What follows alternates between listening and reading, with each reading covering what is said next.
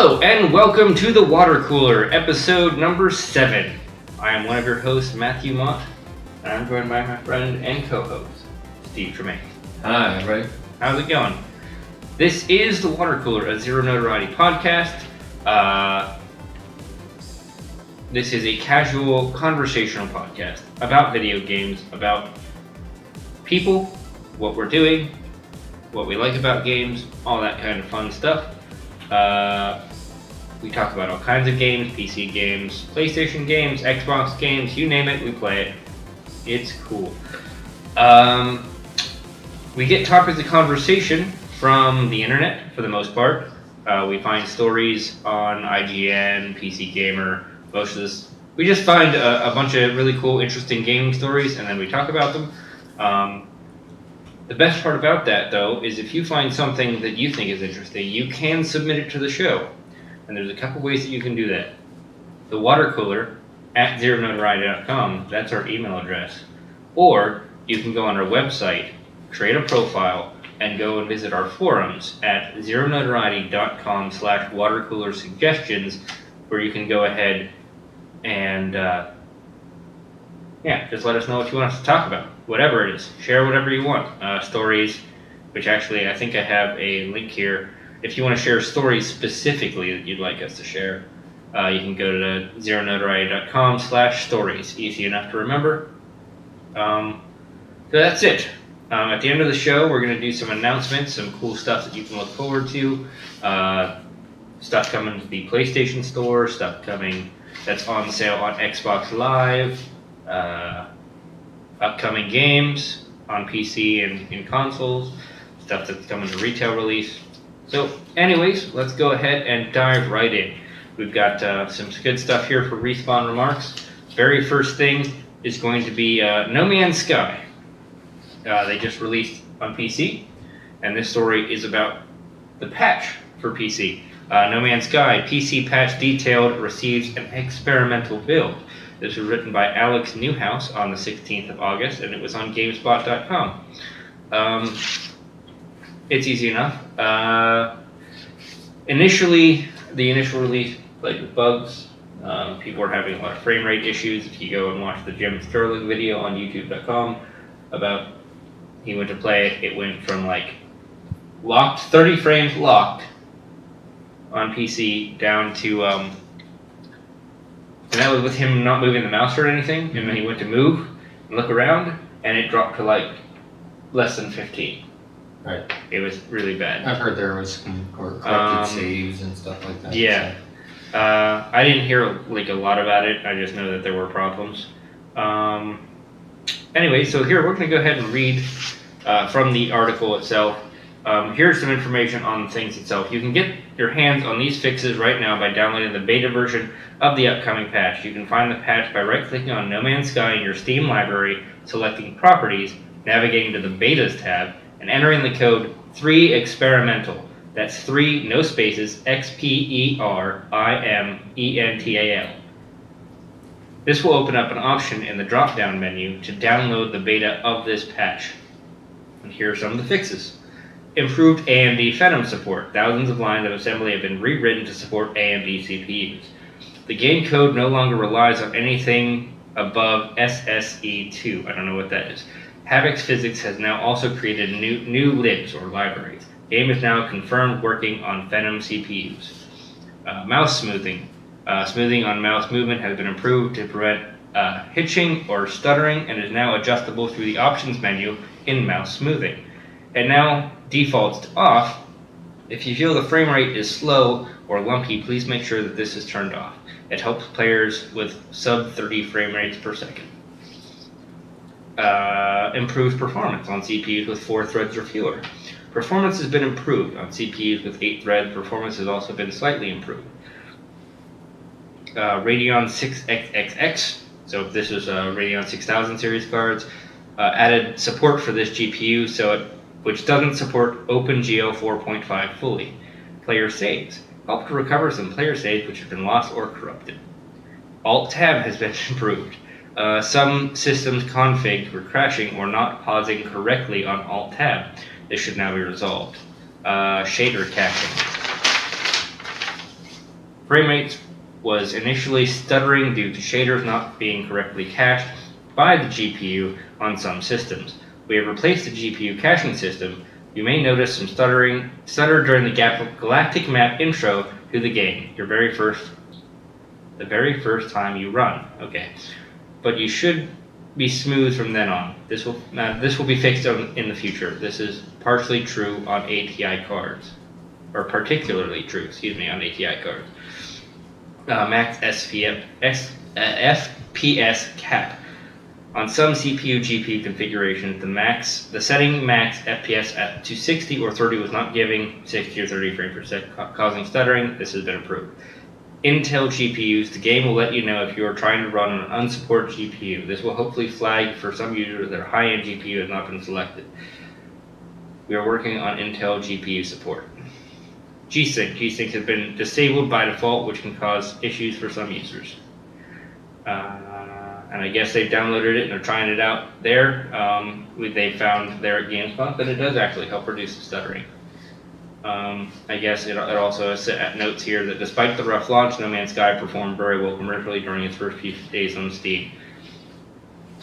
So go to GameSpot or anywhere else, check out the PC review before you do it.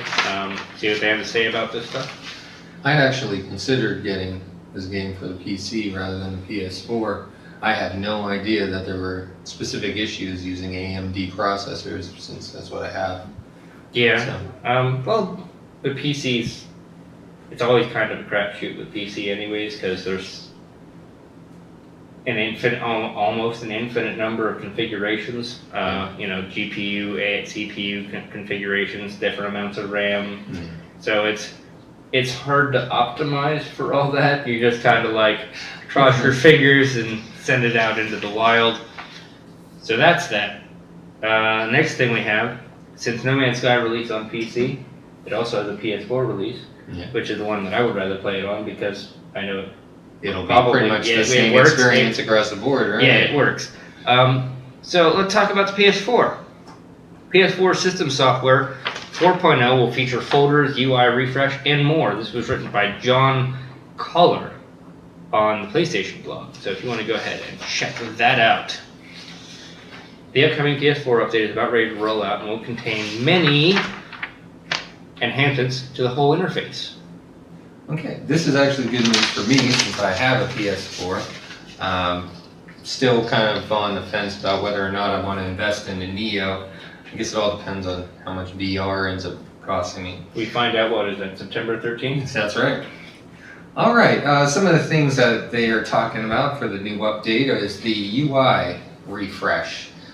They've made a lot of adjustments and improvements to the PS4's main user interface that includes some changes you may notice right away, like new system backgrounds and a revised What's New tab, to smaller changes like updated pop-up notifications and redesigned system icons. As a whole, it all adds up to a more refined and easy-to-use UI.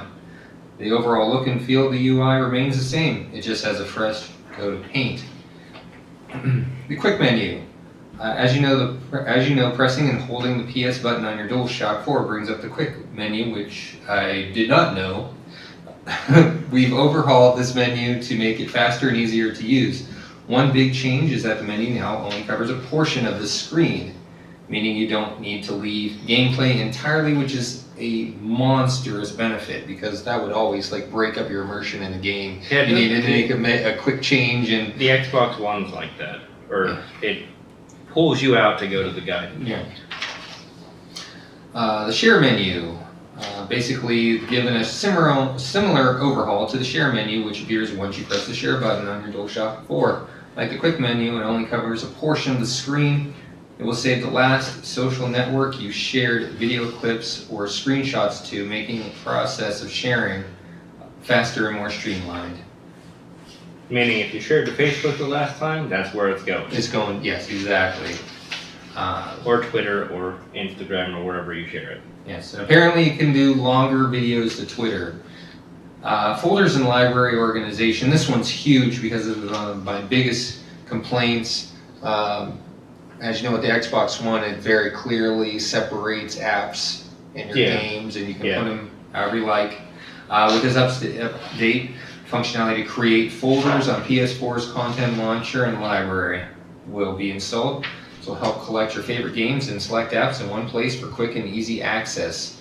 Basically their version of the pins that we have on the Xbox. So they're making a bunch of changes to the library, like adding a tab called Purchase, which will show all the content you own, which is games, applications, demos, and betas you've participated in. The games and application tabs focus on content currently installed on your system. This should help declutter your library, make it faster to find the content you're looking for. That's awesome. Now, here's something that hopefully, oh wow, this is a big one. Trophy improvements. Huge headache, considering I don't even know how that system works. And nobody really does. It's not as clear-cut or as easy to understand as achievements, at least it hadn't been, and it's so painstaking because it was constantly left up to their servers. Now, the update brings the ability to view the trophy offline, so it actually will keep your history on your system now, which is a hell of a lot better. Let's see. We've also added a button that will let you view the content of a hidden trophy. The trophy will still be hidden by default, but now you can choose to show the trophy name and info. Lastly, we're changing the icons that show how rare a trophy is. Instead of 4 boxes that fill, the icon looks like a pyramid with the ultra rare trophies at the top.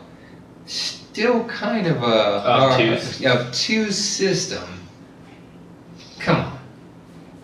User profile. We've updated the look of the user profile, making it easier to see relevant info for a player at a glance. For instance, you can now see your trophy progress compared with another player right from the profile. You can also add a background image to your own profile, perhaps a screenshot you took in one of your favorite games. The update has even more features that won't be available in beta, so stay tuned for additional info on what to expect. And the author says they'll be back with more info on 4.0, including its launch date in the coming weeks. Well, that's cool. Hopefully we remember to follow up on that. Oh, I'm sure I will. Yeah. So that's cool. That was, I think I've even said how strange what do they call it, the crossbar or whatever now? Is that what they call that, their menu system? Well, it used to be the crossbar. It's like, they've got a weird menu system. It's hard to really describe. It's a little bit like the crossbar, a lot of drop-down menus. Yeah. You're not sure where you're going really on it. It's super clear. You know, whereas on your Xbox One, each section is labeled so you know this is your home, this is store, this is community, that sort of thing. Mm-hmm. It's not to say there's some really not cool ideas on the PS4, because it really is. But that's what I've got on that one. Well, that was Sony's current stuff that they've got going on. Mm-hmm. Well, what do they got going on in the future? Neo. Right. So let's talk about that. The next article written is an opinion piece or just more of an informational article called "In Theory, Can Sony Upgrade PlayStation Neo's Specs?" This was written by Richard Ledbetter on the 14th of August. It was posted. Which, by the way, I was wrong. It's not the 13th. It's the 7th. Coming up on the September 7th, we will see what's going on with PlayStation Neo and if there are surprising with the more powerful specs. I don't know if there's anything we should go over in here. The base CPU, or the base PS4, has a CPU with 8 Jaguar cores clocked at 1.6. The rumored for Neo is 8 Jaguar cores at 2.1, so that's a 1.3 times boost. GPU is 18 Radeon GCN computes at 800 megahertz. The new one is 36 improved GCN compute units at 911 hertz. That's 2.3 times as many flops. And those are some really weird terms. 8 gigabytes of GDDR5 in the PS4 at 176 gigabytes a second. PS4 Neo will be the same amount and same type of RAM, but now working at 218 gigabytes a second. So that's 24% more bandwidth and 512 megabytes of more usable memory. So I guess they must have allocated it a little bit differently. But you should go and check this one out. It's a really long and lengthy especially if you're a tech guy. Yeah. This particular article is definitely for the techie. It's all about, the numbers. Yeah, it's how they could overclock this, or they could change their CPU for that, or whatever, to try to get a little bit more performance, to try to better compete with the rumored Scorpio specs that they've announced.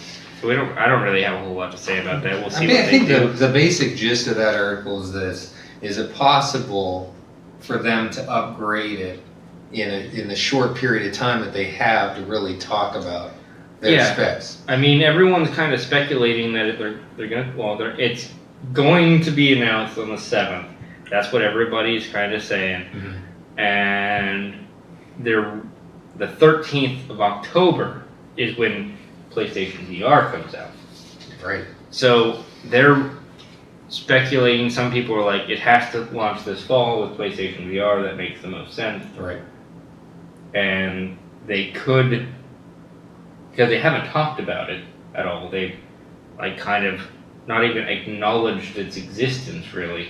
It's kind of just I think insiders. It's not really a leak. It's like, it is a leak, but it's their developers and partners and stuff like that. They're like, yeah, this thing's real. I think it's like I feel like because of the competition, it's like when new cars come out and they change them up a little bit so you don't know what the actual car is going to be like when it comes out. I feel like they're almost like whoever shoots first loses, that type of situation. Mm-hmm. They're afraid to give out the true specs until the last possible moment. Yeah. It definitely seems like that was what it was, because it was at E3 that they announced the Scorpio. Mm-hmm. And Sony goes last, and they always go last. Right. That way they've already seen what Microsoft's coming up with, so they can adjust to the competition. Yeah, they can adjust. And I think that everyone was figuring that we knew that they were going to announce the Slim, Xbox One, and all that stuff. Mm-hmm. It was all speculated that all that stuff was coming, and there was something coming. There was big announcements coming. And I think that they were like, well, shit. That was Sony's reaction. That they were like, well, everybody already has an idea that this thing's coming out. Fuck. What do we do? It came to be like, and when the rumors start coming out about Project Scorpio, they're just like, what the fuck are we going to do? I almost look at it as it's a mono type thing. Yeah. The Slim S is kind of like the Faint, and then now they've already stepped into their next swing, so PlayStation has to. Have to bring something to the show. I kind of feel like Sony's kind of doing the same thing that they did with the PS3, except with slightly less arrogant. Mm-hmm. I mean, they are selling better than the Xbox One, but we're referring to the Slim, right? The S right now? No, we're referring to just Xbox One. Okay. PS4 is selling better than Xbox One, okay. In raw numbers. Right. So, although I've heard that the Slim has caused a huge spike in Xbox sales right now. It probably has. I really don't know. The thing is that Xbox One versus the Xbox 360, same point in its life cycle, is selling better than its predecessor. So it's not a failure by any means. Mm-hmm. It just, Sony's kind of hit it out of the park, but I think that was almost because of the misstep that Xbox did 3 years ago with the announcement, or was it 4 years ago at this point, but the announcement of Xbox One where they're always online and this and that and everything else. Yeah. So that's kind of a problem, and I think Sony's still kind of just taking it all in, just they've not really done any price drops. I think they dropped the price of the console maybe $50 the whole time. I think you started out at $400. Is that what you paid for yours? Yeah. And now it's $350. Yeah. And Xbox One, I think, started out at $400, and now we're down to $200. Is it $399? Or no, $299. $299. Yeah. I think is the price of the base model.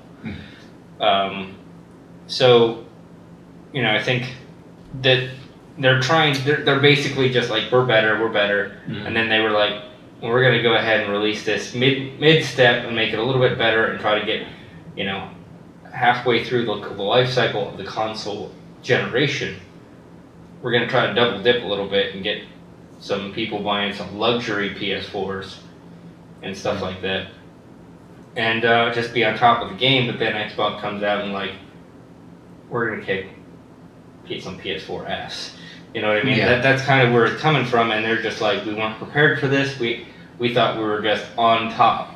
You know what I mean? They may still be. Right now, right? It's a lot of speculation, but it just seems like that they're in reactionary mode. That this is like they haven't said anything about it because they're still in a knee-jerk reaction to they're going, what do we do? What do we do? What do we do? I don't know, because right now they're the only ones with a VR headset for sure.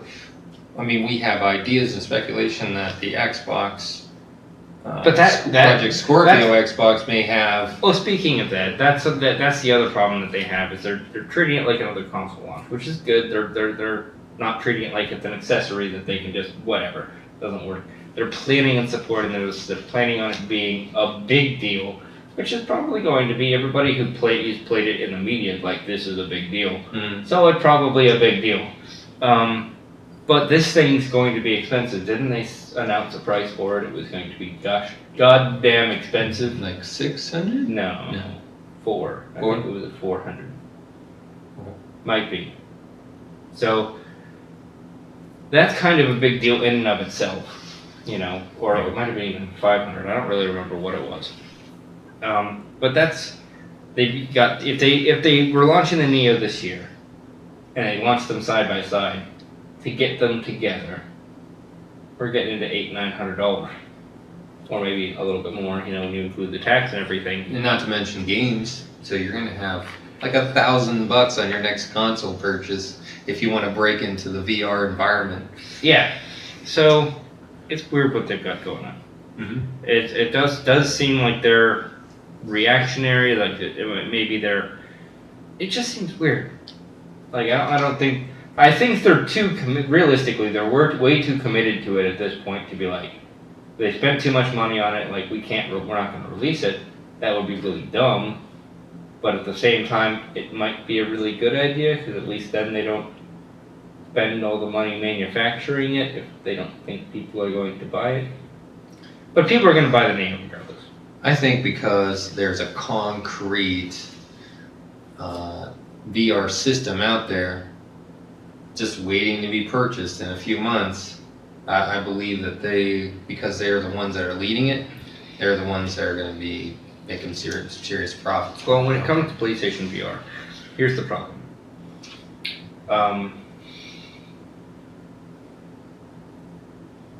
It's first generation. So even the people in the media, they're like, we're not getting games. We're not getting real games for this thing for like a year and a half, maybe 2. Because what first is going to come out is you're going to have a lot of experiences, 20-minute, 30-minute things, whereas they're learning how people react to different things, where they're experimenting with ideas, but they're not committing to a full game because there's so much stuff like people getting motion sickness, people getting dizzy, disoriented, all that kind of stuff. And it's a big thing to be like, there are some games where it gets everybody motion sickness. Like everybody gets, or some experiences, they give everyone motion sickness, and there's some where like 50% of people are fine, 50 aren't, and then there's some where most people are okay. So that's kind of where they have to like go, they have to feel it out, test the waters, they have to try, you know, are people standing up when they're playing it, are they sitting down, are they moving around the room, are they just going to sit down? Are they turning their head? Like, is that the camera controls? Is that aiming controls? Okay, all right. If we were to take money out of the issue, we know that the cost is going to be premium. Would you consider buying the introductory system that brings? If money was not an issue, absolutely. Then there's no reason not to. Okay. Money being an issue, then I'm like. So you're not. If money wasn't an issue, of course you'd get it. Mm-hmm. But realistically, being realistic people, we have to be. It is literally an issue. So it's like, I'd love to see it. I'd love to try it out. I guess you can do appointments at Best Buy and stuff like that to try these things out when they're closer to launch. And that's something maybe we should do. Oh, yeah. Because God knows we can't afford one. for a while. I can't afford to have motion sickness if it doesn't work out. Well, I guess it goes away once you take it off. But, yeah, that's it. Money being an issue and the technology being so new and we don't know what's going to come to it for, I would almost wait until you start seeing what how the games are going to turn out, because Kinect was supposed to be a big deal. Because the first Kinect was, and then they're like, well, we're improving it for Xbox One. And Kinect version 2 is a great machine, a great thing, but nobody made any game for it. And I think the reason why that is because anytime you force a peripheral on somebody, I think it's in our nature to kind of push back anything that's forced on us. The problem wasn't that it wasn't forced on us. It was the fact that it was forced on it, and then they doubled back. So they said every Xbox One is going to come with it, and you have to have it on or hooked up. If they would have said, we have a plan for this thing, we want you to be there, that would have given developers a reason to use it if it had been hooked up to it. Right. But they doubled back. It doesn't have to be on all the time. You don't even have to hook it up. Then it goes, well, we're going to double back. You can come back even further and say, we're not even going to pack it in with the new ones. And then now the Xbox One S doesn't even have a port to plug it in regularly. You have to get an adapter to plug it in. And that adapter costs $40. They completely abandoned it.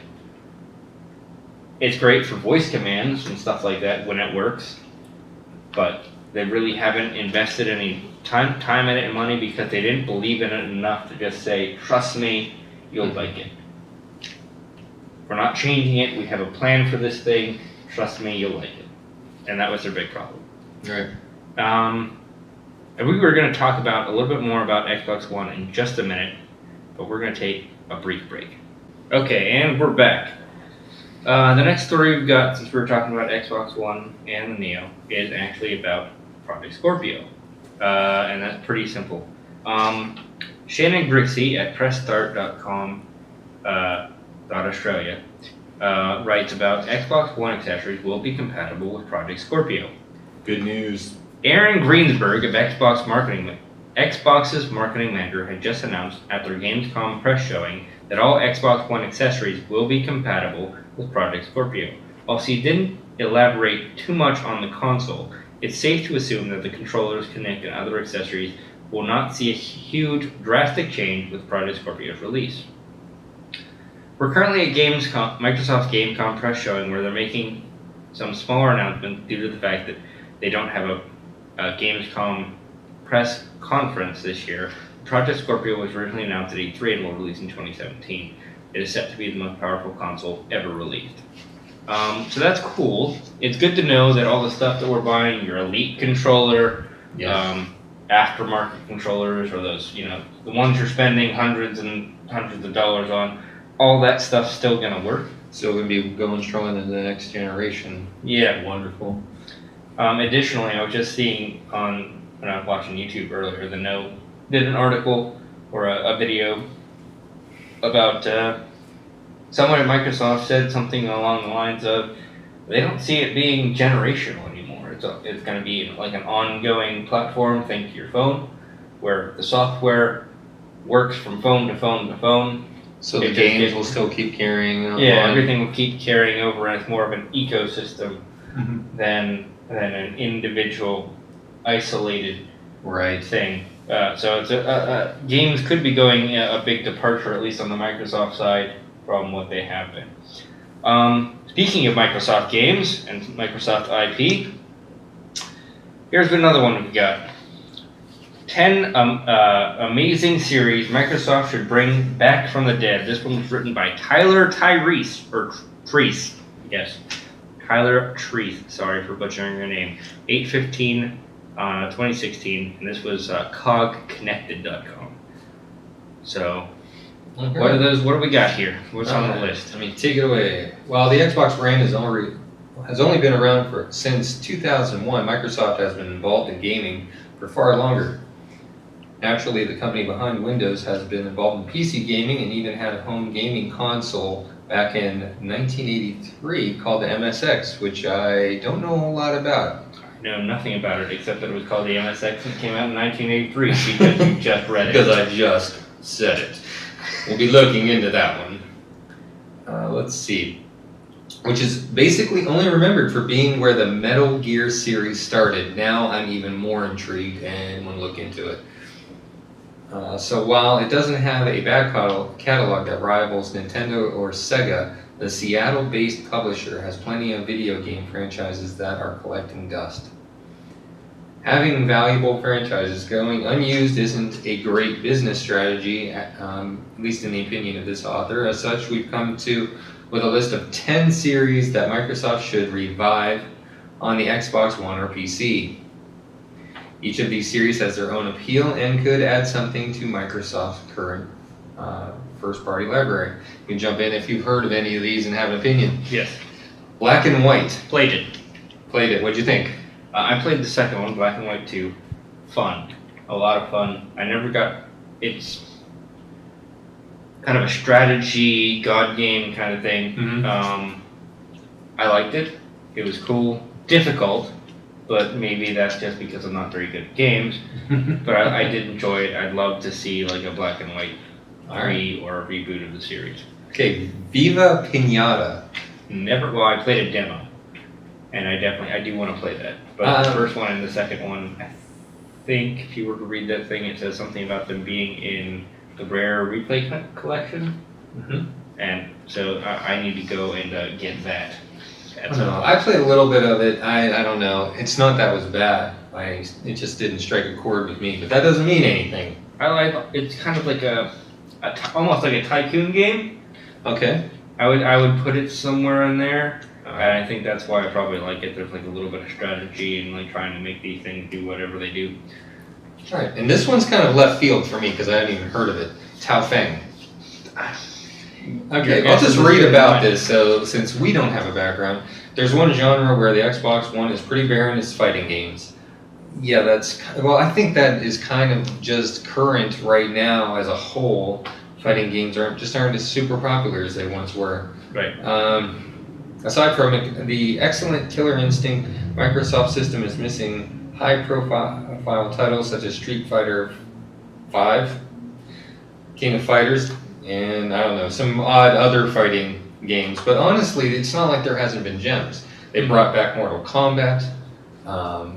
Street Fighter has been okay. I don't know. I'm still on the fence about how I feel about Street Fighter right now. What I'd really like to see coming up is a new Tekken game or the one you're always whooping me at, which is that Soul Calibur. Yeah, that button masher extraordinaire right here. No skills whatsoever. It was all like very much the fighting game player that you all hate. Which is I'm gonna find that one combo and I'm just gonna keep doing it, or I'll somehow do the most powerful move in the game by accident. All right, well, moving on. Was that the one that I had the where you walked me into the ground? That one. Yeah, that was that one. Yeah. What was the one that I did the mean team? It was my dream team. It was the mean team. That was Marvel vs. Capcom 2 or 3, I think. Whatever it was, that was fun. Yeah, that was. Not so much for me. Crimson Skies. Alright, series creator Jordan Weissman said that Crimson Skies was about fantasy fulfillment and not about recreating reality. Basically, it wasn't... I actually have a version of that. Do you? Oh, over there on the shelf. Sweet. But they think a reboot would be a great fit on Xbox One. I do not doubt that. Kung Fu Chaos, which makes me think that this author would love fighting games. I don't know. Before Ninja Theory made Heavenly Sword and the best Devil May Cry game, they were known as Just Add Monsters. Their first game was the Xbox exclusive Kung Fu Chaos, a lighthearted fighting game that was meant to be played at parties similar to Super Smash Bros. Not many Xbox One games scratch the same itch, and Ninja Theory has only grown as a developer since then. They could easily make one of the best action party games ever with a sequel. Okay. Cool. Alright. It's Mr. Pants. No? Never. No, okay. Well, then let's read about it. Let's read about it in case everyone else is as clueless as we are. Rare's actual mascot isn't well known as its many beloved characters, and he wasn't actually supposed to star in his own puzzle game. Originally debuted as Donkey Kong Coconut Crackers. What? I know, Yeah. right? The puzzle game had to be rebranded once Nintendo sold their stake in the British developer. As such, Mr. Pants got to star in his own game, and it was pretty darn great. The block puzzler had 3 separate modes and would be a perfect fit for a digital Xbox One title. You could even take advantage of the snap mode like Threes does. Threes? Your guess is Don't make references without explanations, mister. And Project Gotham Racing. Forza is fantastic, but I'm already getting tired of the series receiving a yearly installment. If Microsoft brought back Project Gotham Racing, they could then have a 3-year rotation, not unlike what Call of Duty uses. Although one would argue that they do almost a yearly installment. I think we were looking at that the other day, and was it like every year since when? 01 or something? 04? What? There was a Call of Duty game? Yes. Yeah, like yearly. It was not every 3 years.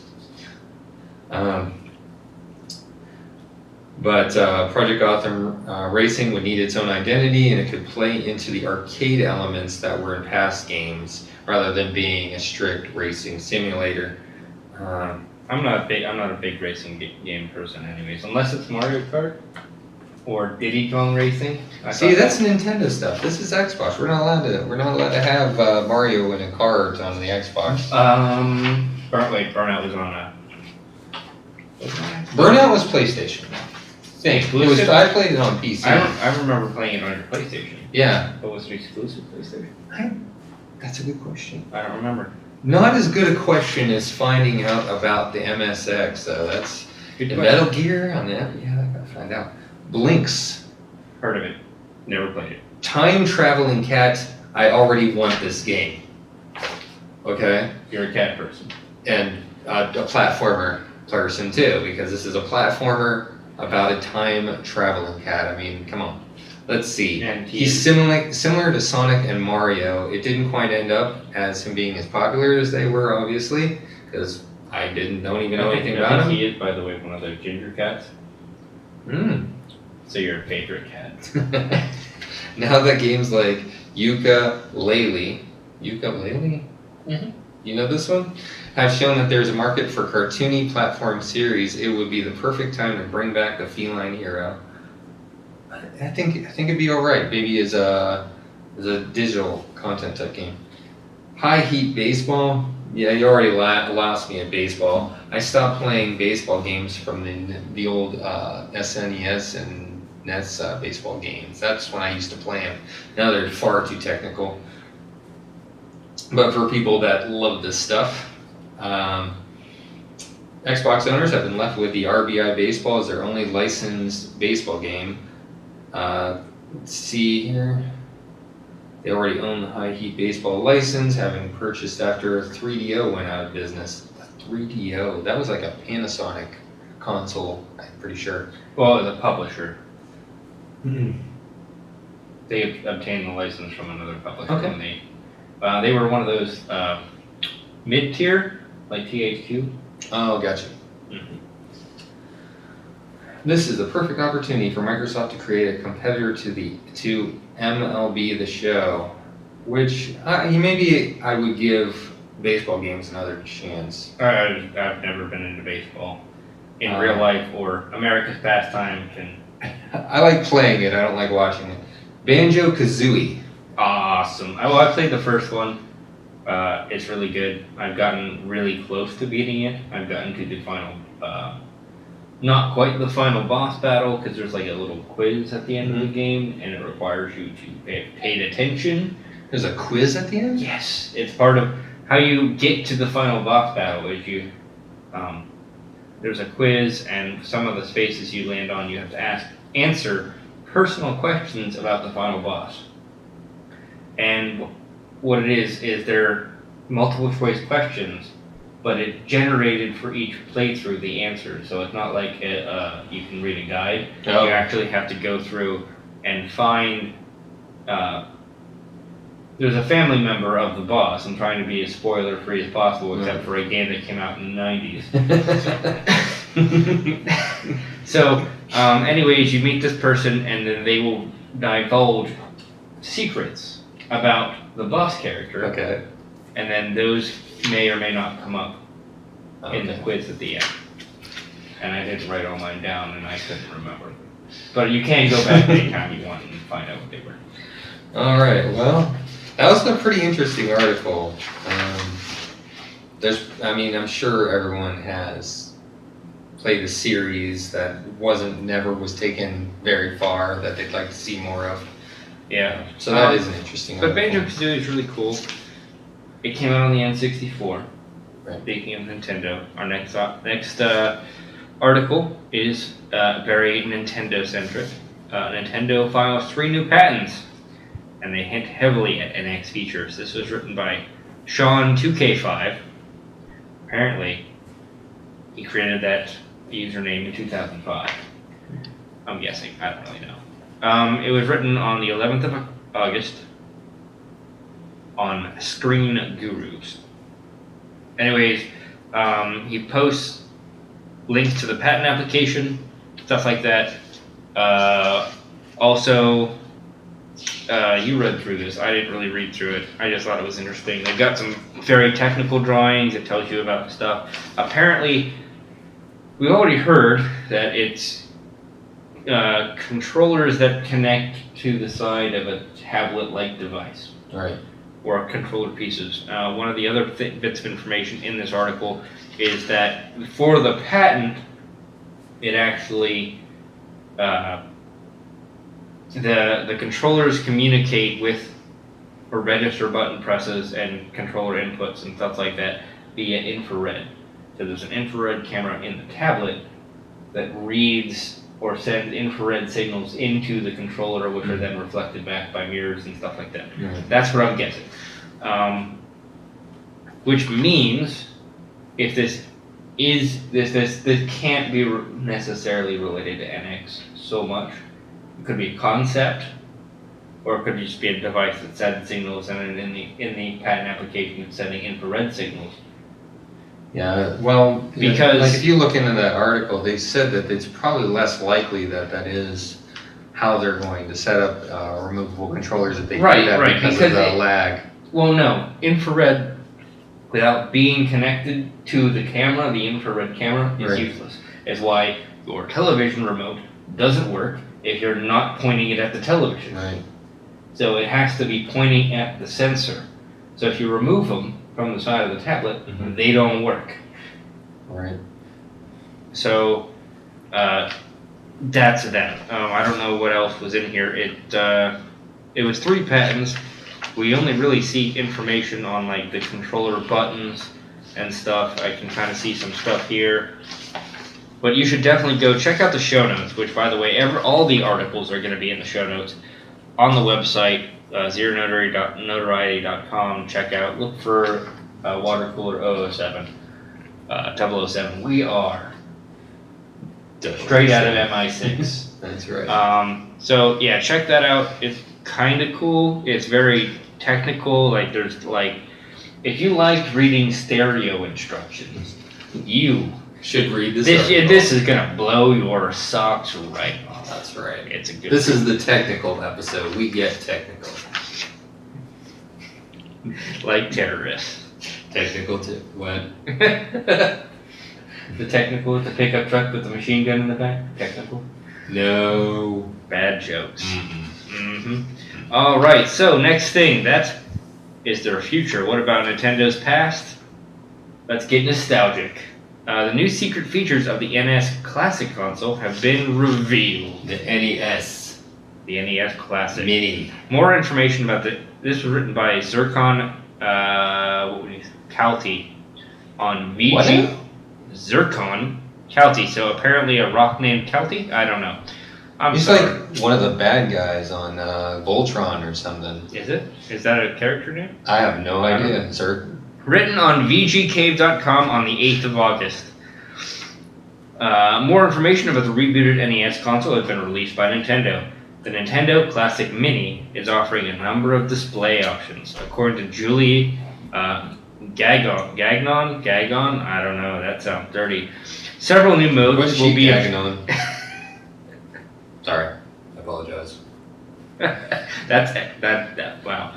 Several new modes will be available, even though you can play the game via HDMI. Wow. There is a mode that imitate after the CRT screen. I'm sorry, got you. It basically makes it look like the old TV. And another mode where the pixels will be displayed in square. What? I'm reading it verbatim. It also has a mode that display the game in 4:3 ratio. It features both permanent save points as well as instant temporary saves. The two save options apply to all 30 games, and there will be no need to reset the game from the start. So basically, it's going to be a little box that works like an emulator.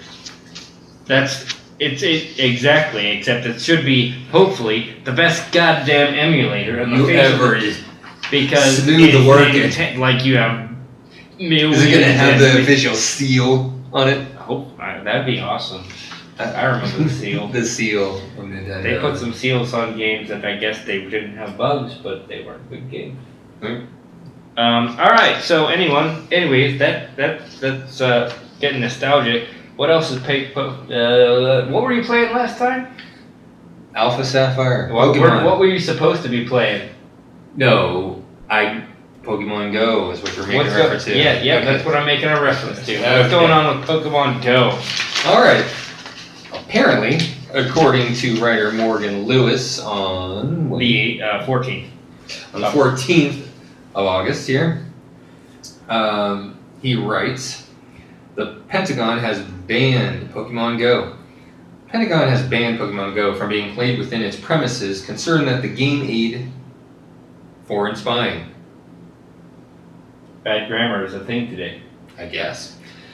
On July 19th, a memorandum was sent out detailing how, with a warning, that Pokemon Go posed a security risk to a secure and sensitive facility.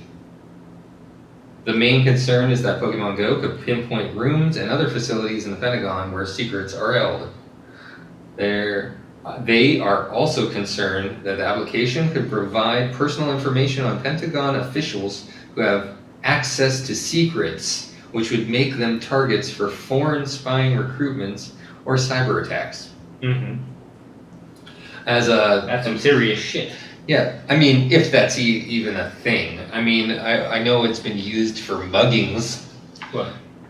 Pokemon Go. Yeah. I didn't know that. No, it's just the idea that it has to track your location. So it's using the satellites, it's tracking your location.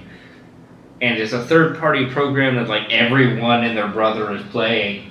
So all they have to do is figure out that, like, if someone hacked into it and they got hacked the app, and they figure out who you are, and they figure out where you work, they can figure out where you're going in the building. They have access to whatever's on your phone. They can figure out, like, do the social networking thing and figure out through social engineering what you do there. And then once they know what you do there and they know where you go, they know where that thing that you do is done. Yeah, but who has schematics on the The Russians. The Russians do. But they build it or something? No. You think that they don't?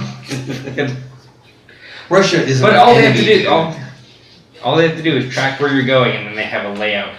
They'll know exactly where the bathroom is. They'll know everything. Well, apparently, where you take your top secret doo-doos. They're not all that secret. You can hear them coming.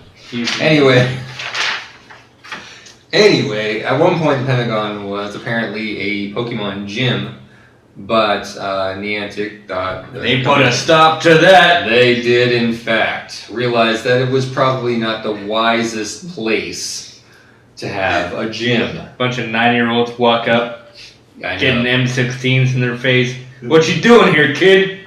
I was here for Team Valor. I will take this gym for Team Valor. You will do nothing. Matt's broken. I know, I'm terrible. Anyways, speaking of Pokemon, did you know that they released a Pokemon game just recently? I just found out just recently. Yeah, you did. There's a game that it's not an officially sanctioned game called Pokemon Uranium. This is a fan-built game that was made and given away. Oh, they distributed it free of charge. Yeah. So I don't know if you want to read about it. Anyways, it was made by a tilde JV tilde and involuntary twitch. Thanks, guys. You played a little bit of it, didn't you? Yes, I played it. It looks a lot like, similar to Pokemon Black. Pokemon Black and White, basically. Is what I'd say that era of games is kind of what it reminds me of. Mm-hmm. But I haven't gotten that far into it yet. I mean, it looks interesting, though. Let's see. The main parts about it is that it doesn't fall into a specific generation of the games. It's kind of like a fan fiction type Pokemon game. It took 9 years to make, Mm-hmm. and they have a lot of original ideas and things like that going on.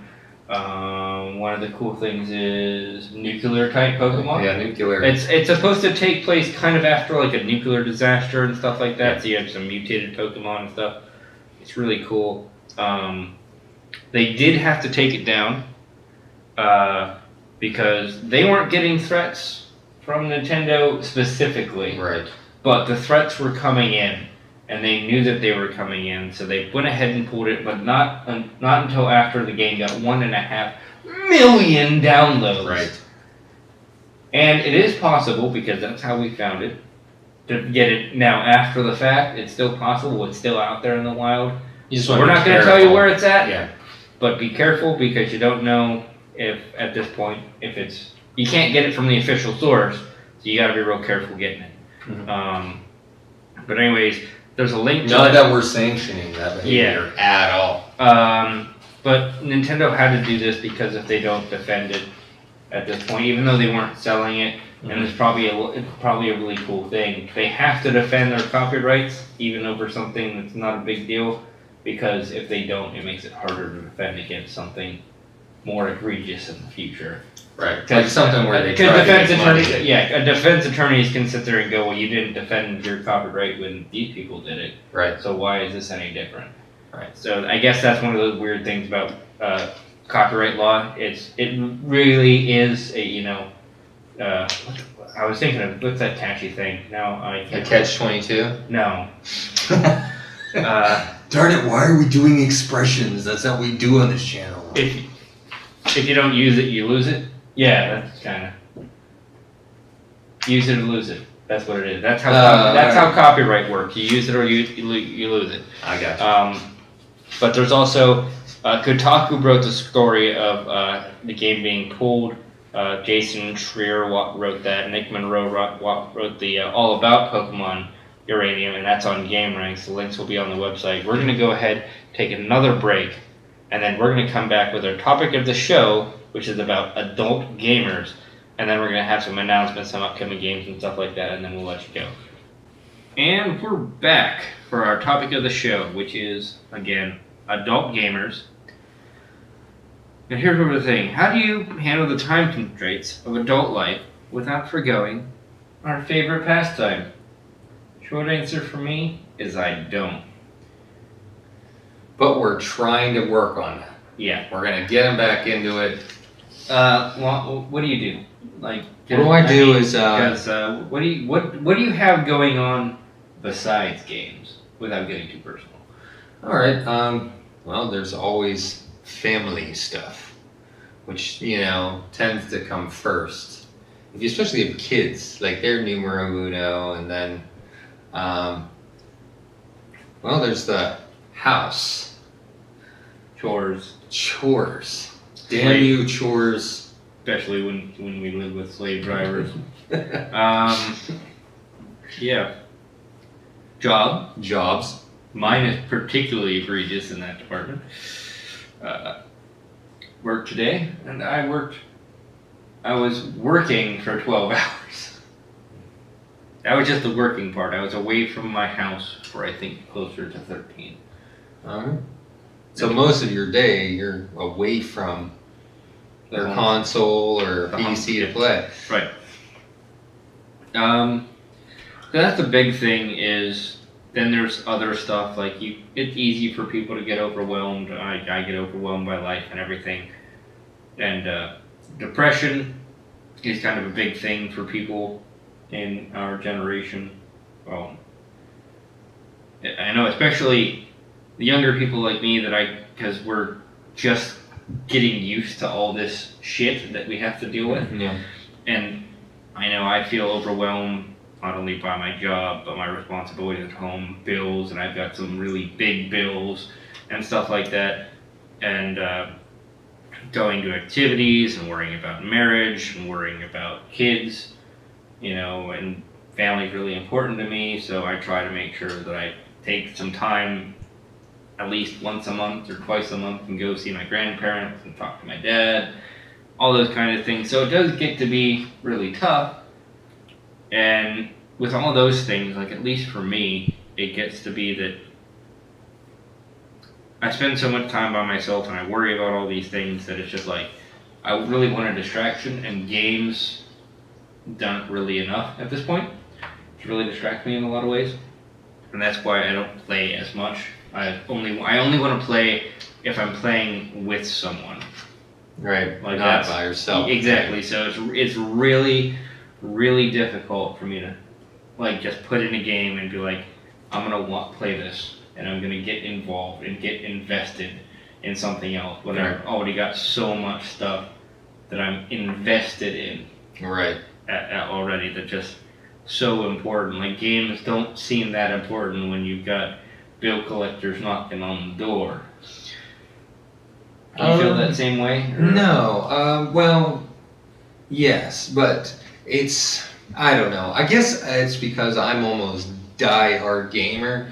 When I noticed that it was starting to become difficult to facilitate at-home console gaming because of life, and I realized though that between the hustle and the bustle, there's the down waiting times, whether you're waiting in a waiting room for like a doctor's appointment for you or a child, or there's your breaks at work, whether it be your 15 minutes or your hour lunch break or whatever. I realized, this is the time I can fit in my portable gaming. That's why I have my 3DS and my Vita out, and I'm usually wrapped up in my, gaming world. And I find that, it's, especially if the game is challenging on, an intellectual level, it actually is forcing me to pull myself out of that stressful environment and focus on something else that I enjoy. My biggest problem is that the games don't really. I end up doing kind of the same thing that I would do if I wasn't playing the game, which is I just vegetate on the couch or I'll watch stuff and not really accomplish anything. And then in the game, if I'm playing, I'm like, I don't really want to take any. It's like lethargy, It's like if I'm playing Grand Theft Auto, which is a cool way to say lazy. Yeah, by the way, it's just not feeling up to anything. Like I'm like, man, if I want to beat this game, but I don't want to go through all the missions and all the stuff I have to do. Can't I just run over 50 pedestrians and get chased by the cops? That seems so much easier. We need to find Grand Theft Auto and a portable version for you. But that's one of the things. But then there's the opposite thing, where how much is too much? Like, I don't have the disposable income to buy a lot of games and play a lot of games. I don't have that kind of time. But there are people that they'll forgo going to work, that call off because their new game comes out, and they're like that's all, they're consumed by their games. Yeah. And that's what they care about. That's all they think about. They jerk off at work. Not literally, but yeah, hopefully they're literally don't do that. they're just not doing their job because they're worried about the next time they can stop and play a game, or that they're No, that's clearly a problem. right. Gaming addictions and stuff like that. I do think that is. I think is that a diagnosable thing? I think at this point, I don't not necessarily a gaming addiction, but addiction to like a non-narcotic kind of thing, where it's like an addiction to a behavior or something like that. Like I'm currently addicted to eating gyros. I love those things. They're so good. Maybe it's more like addicted to a false reality? I don't know. Or just the escape from reality. Right. You know. Just, Listen to us, like we're psychiatrists over here. But like they've seen that where you see the people who, you know, they completely neglect their kids and they're starving their infant children and stuff like that because they met playing WoW or some weird, you know, MMO, and it totally consumes their lives, and like all they do is eat pork rinds and play RuneScape or whatever, you know. That's terrifyingly scary. Like I would never let. I don't think I could ever let games take me away from watching my kid grow up. Or attending to her most basic needs of food, water, and shelter. And not to mention hygiene. True. Another question. Now that we've covered that, you don't feel like you're addicted, do you? No. No, not even close. You can quit any time. I can quit any time. I just don't want to. I just don't want to. That's it. Sometimes, I can put the controller down. Sometimes why? Sometimes I wondered why. I think it's just because I'm just so overwhelmed with life. I'm like, why do I even bother to play anymore? Like I watch most of my games at this point. You know, you're in the wrong podcast, my friend. Shut up! I helped make this podcast. It wouldn't exist without me. Okay, and we're back after an unexpected break. And we had to change cameras. Camera fail? Yep, camera failure. So what I was saying before is here is another question. I'm going to get back into competitive games once Battlefield 1 comes out. And you play currently, anyways, with Call of Duty and stuff like that. Right. Do you feel, as an old geezer gamer like myself, do you feel as though we cannot compete with our younger peers? Is this important to you? I think that it's a bit harder as you get older to compete with younger gamers who have more time on their hands to devote to the game. Not only that, but like our one friend, Mr. Pizza. Right. He's like damn competitive and damn good at first-person shooters, and he's like, yeah, I don't have the twitch reflexes anymore. Yeah. You you lose the reflexes. They start to the reaction time. Reaction time to slow down. When they did a study of it, they found that within one map, it's not as pronounced, but as soon as you drop older players into a new map where then they have to adjust, they don't adjust as quickly as younger players, at least on the one. Yeah, I don't know. I kind of get discouraged a little bit playing online if I can't make it. Although I was never quite making it into the top the leaderboards. When I was playing, this would be when I was 18, 19, 20. When we first met and stuff like that. Right. I was playing Halo 3 and Call of Duty Modern Warfare. Call of Duty 4 Modern Warfare, when there was still a number involved. I was playing, and I was made it up to like rank 26, 27, somewhere up in that area. And they were doing the true skill ranking. They might still do that on Halo, but I haven't really played a competitive Halo game since then. But it felt good to be able to make it into like the top 3, or be up on there on the top of the leaderboards and not always fill in the bottom. And I feel like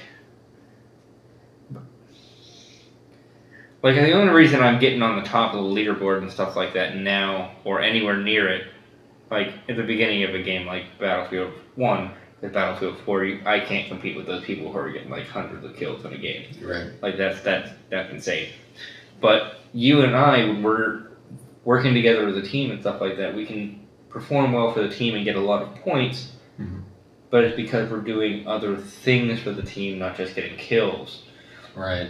Which a lot of those other games don't really factor in. It's like literally just how much are you killing, not the fact that you're there supporting your teammates. KD rules all. Yeah. Call of Duty especially. So, I don't know, it just feels like the younger generation certainly doesn't appreciate us being there. Excuse me.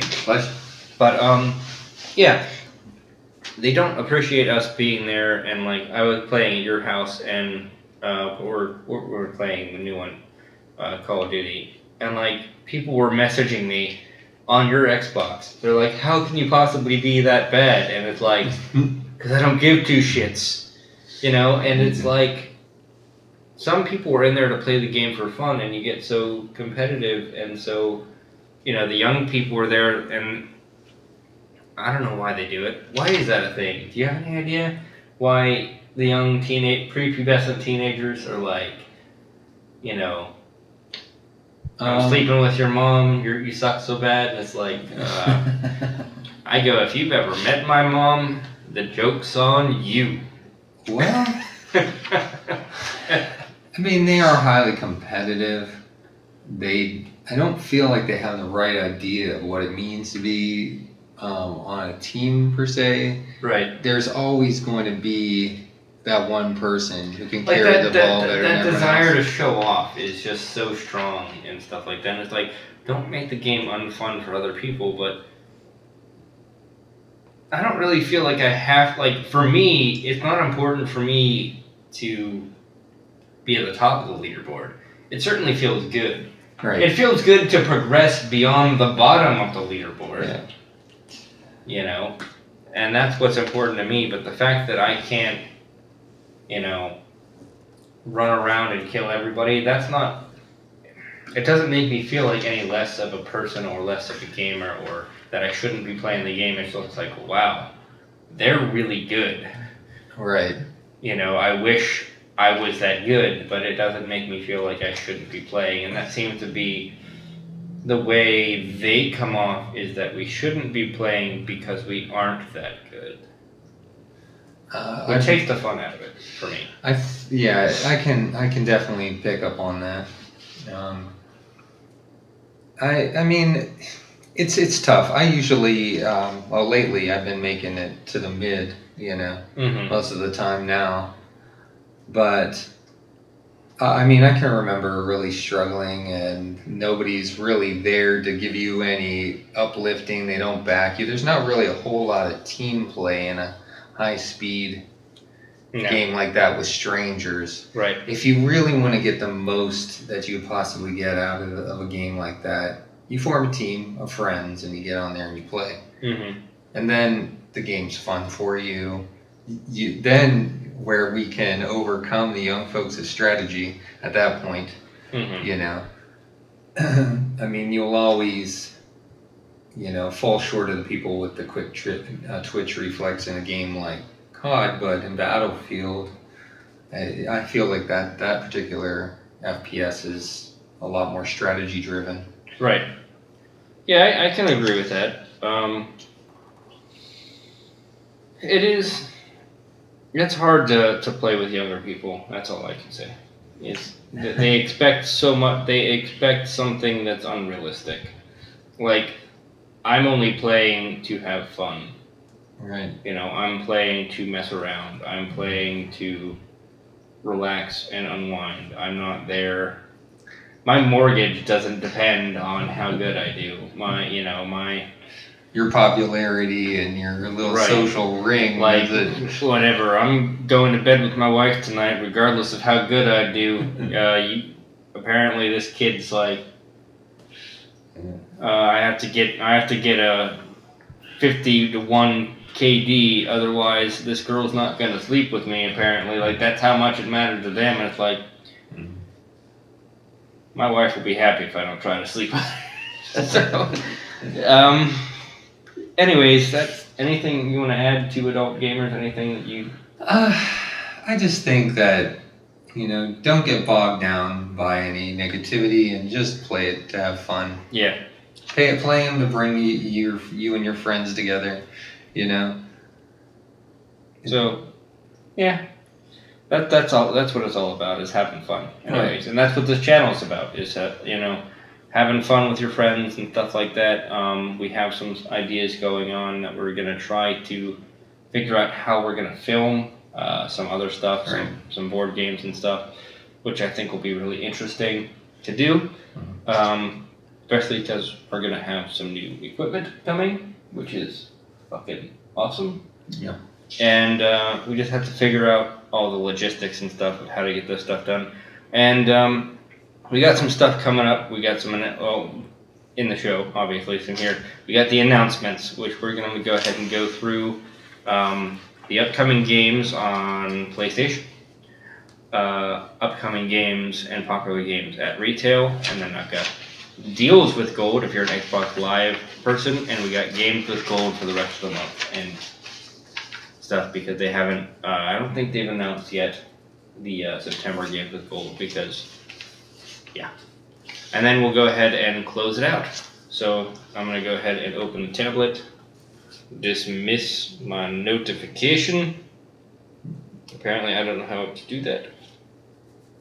Alright. First up is The Drop on the PlayStation blog. I'll dismiss you. Alright. New releases for the week of August 16th, 2016. Adventure Capitalist. PS4 Digital. You start with a humble lemonade stand and you squeeze your way to total fiscal domination. Earn ridiculous sums of cash, diversify your investments, and attract smarmy angel investors. What the Attract hell is that? smarmy angel investors to give your bit and attract. I don't know what the hell that is. And to give your business a boost, and the best part is, Adventure Capitalist can even play itself. Start your rags to riches adventure today. Battleship PS4 Digital with modern dynamic and interactive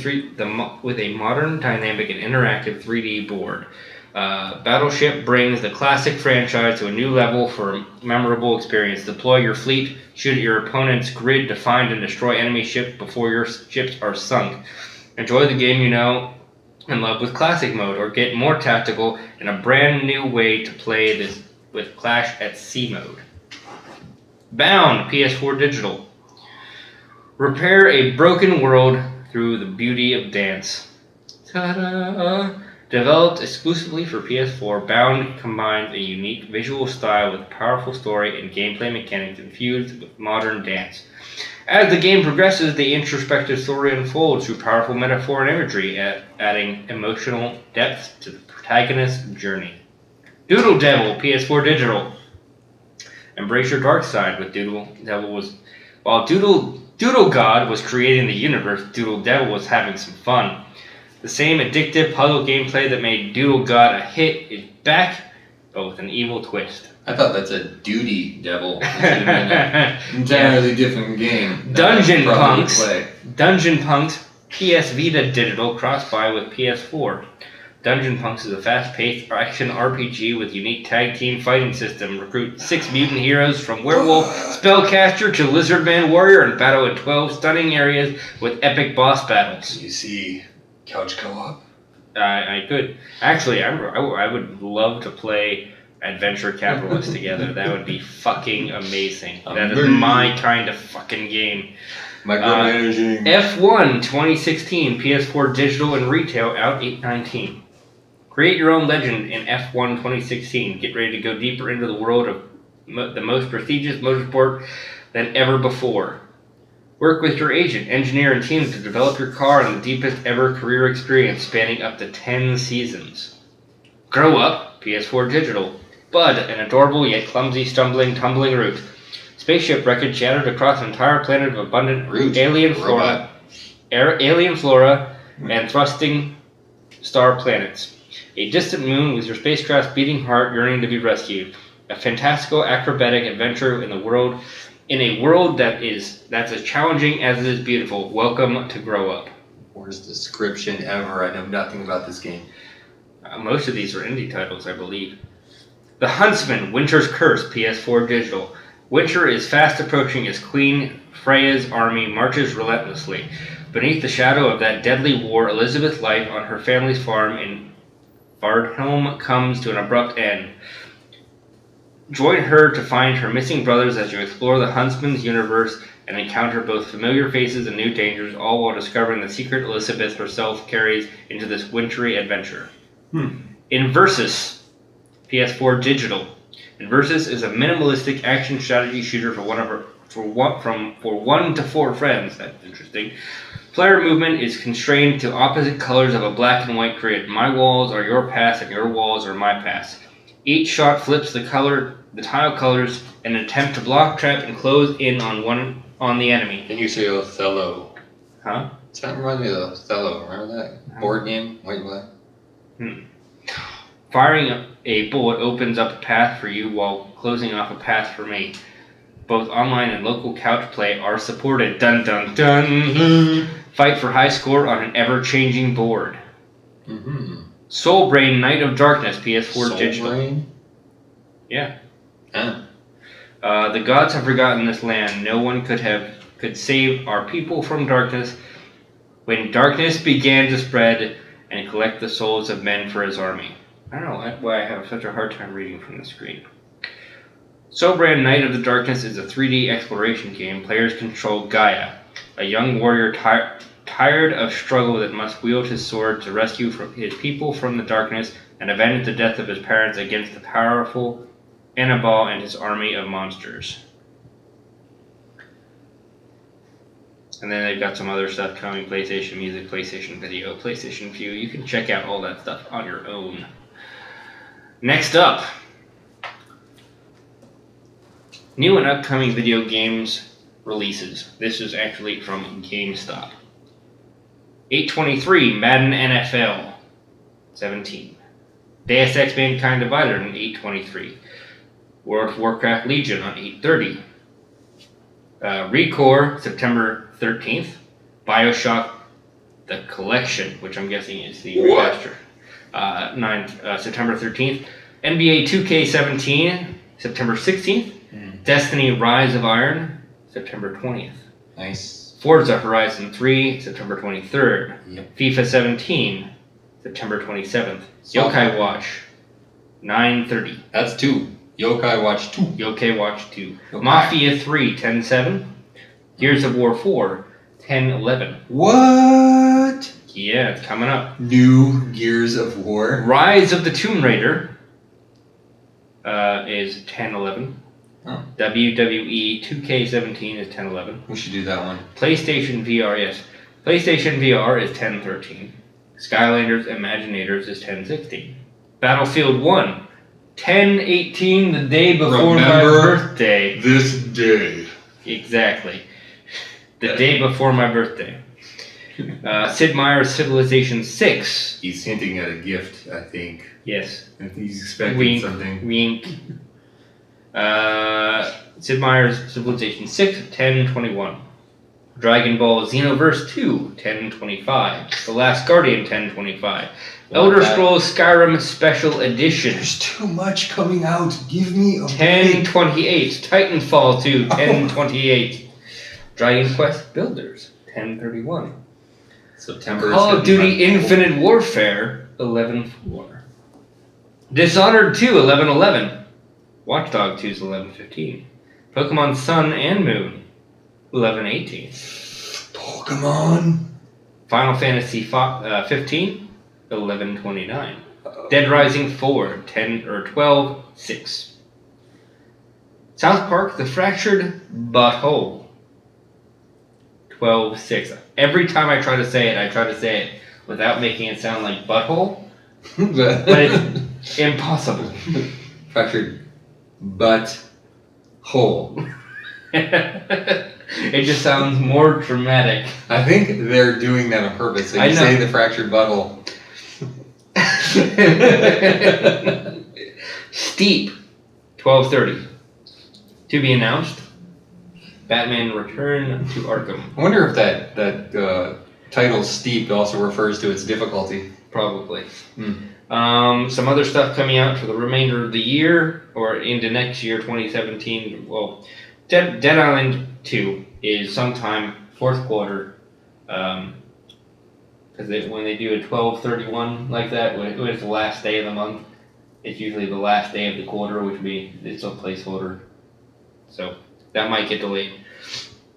Resident Evil 7 Biohazard is 1/24. For Honor is 2/14. Persona 5 is 2/14/2017. Halo Wars 2, something I do want to look at. When is that? Huh? When is Halo Wars 2? 2/21/17. Man, we are really pushing ahead. Horizon Zero Dawn 2/28/17. Tom Clancy's Ghost Recon Wildlands 3/7/17. Days Gone 3/31/17. Tekken 7 3/31/17. Wow. I gotta wait all the way until March. Yeah, those two games are both first quarter 2017. Spider-Man 12/26/17. So that's a year and 4 months away. God of War. That's all it's called? God of War? God of War. 12/26/17. Wait, I thought we passed up a God of War. No, we didn't.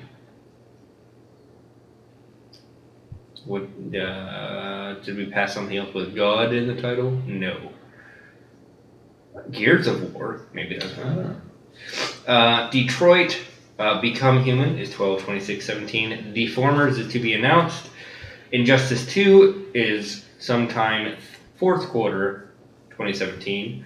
The Legend of Zelda Breath of the Wild to be determined. I'm guessing that is going to be day and date with NX. And lastly is Prey, which will be third or fourth quarter 2017. Yeah, that's all the way until next year. Yeah, that is way out there. But in the meantime, but September is going to be my worst month in all of gaming. We've got this week's Deals with Gold. These are all valid through the 22nd of August, so there's a few more days left. Pretty much everything Battlefield 4 related on Xbox One and Xbox 360 is between 40 and 80% off. Battlefield 4 China Rising DLC is 100% off right now. It is free. There wasn't a whole lot in that anyway. Battlefield 4, the base game, is up to 85% off. Battlefield Hardline is 85% off. Blue Estate 66% off. Draw a Stickman Epic and Friends Journey DLC 33% off. EA Sports is 50% off. EA Sports FIFA 16 is 50% off. EA Sport NBA Live 16 is 67% off. FIFA 16 Deluxe Edition is 40% off. Super Deluxe Edition is 30% off. Gears of War Ultimate Edition Deluxe Weapons Skin Pack is 67% off. Grand Theft Auto 5 is 40% off. Grand Theft Auto 5 Great White Shark card with the cash card is 45% off. With the Megalodon card is 60% off. And with the White or Whale Shark cash bundle is 50% off. In between, 25% off. And Tachyon Project, 50% off. Xbox 360 deals. Alien Isolation Season Pass, 50% off. Alien Isolation Base Game, 67% off. Back to the Future game, 75% off. All of the Battlefield 4 stuff that I already mentioned. Bully Scholarship Edition, 30% off. Game of Thrones, 67% off. Grand Theft Auto 4, 45% off. Grand Theft Auto 5, 40% off. Grand Theft Auto San Andreas, 30% off. LA Noire, 60% off. Max Payne 3, 45% off. Midnight Club LA 30%, Minecraft Story Mode Adventure Pass, which is an additional episode 6 to 8, 35% off, which actually back in episode 3 or 4 or 2 even, we talked about that because they were releasing it as 1 through 5 on disc as a season pass, which I think is kind of BS now because that was so popular that they're adding games onto it. So I don't think that, I'm not sure if you get those extra ones. You might have to, if you're a 360 owner, purchase those separately. Minecraft Story Mode Season Pass is 35% off. Red Dead Redemption, 35% off. The Jackbox Party Pack is 75% off. And The Walking Dead Michonne Episode 1 is 33% off. That's it for this week's Deals with Gold. Moving on to Games with Gold. Yeah. We have August 1st to 31st, so the rest of this month. You have, where is it actually written at, so I don't have to try to read it this way. Warriors Orochi 3 Ultimate. It's Orochi. Orochi? Yes, I actually downloaded that. You did? Yes, I did. Oh, cool. Played it. And then It's actually pretty decent. August 16th to September 15th, WWE 2K16. That's the Xbox One games with gold.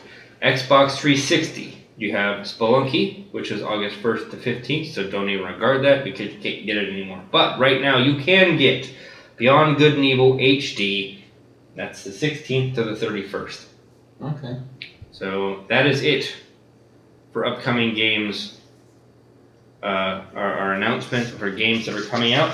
Reminder that you can see the links for all of the stuff that we have talked about on the website in the zeronotoriety.com/thewatercooler007, but it's probably easier just to go to zeronotoriety.com and look at the timeline there. You can submit content for the show. Either email us at thewatercooler@zeronotoriety.com. That's probably the best way to do it, or do it on the forums, zeronotoriety.com/watercoolersuggestions. You can go and get our content on zeronotoriety.com, of course, or youtube.com, where the video version of this podcast is going to play, which is youtube.com/zeronotorietygaming. We're going to start posting on Twitter, hopefully soon, @zeronotoriety. Also on Facebook, which is facebook.com/zeronotoriety. I'm Matt, that's Steve. We will see you next